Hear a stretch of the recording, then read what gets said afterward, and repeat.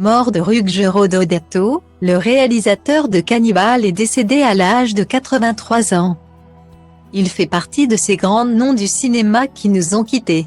Après l'acteur de The Crown, Stefan Greff, décédé lundi 26 décembre 2022, c'est Ruggero Deodato, cinéaste italien qui a tiré sa révérence.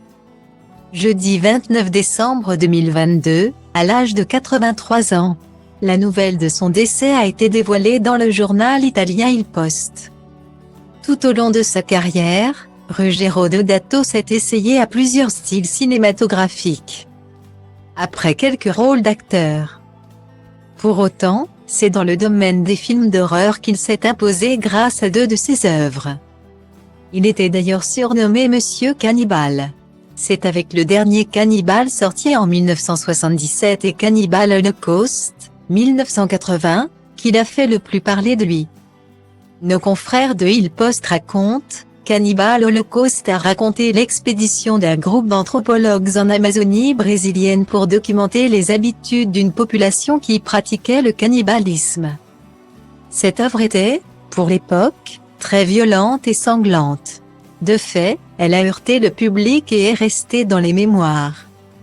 Ruggero Deodato s'impose, très vite, comme un provocateur tant certaines scènes de son film sont considérées comme insoutenables, viol, décapitation et émasculation.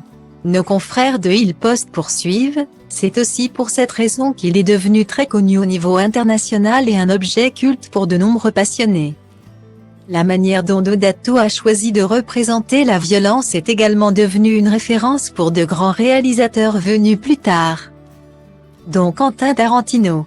Ils ajoutent, Cannibal Holocaust est conçu comme un faux documentaire et pour cette raison. Deodato est également considéré comme l'un des créateurs du genre faux documentaire. Pour les besoins du tournage, 6 animaux ont véritablement été mis à mort dans des conditions cruelles.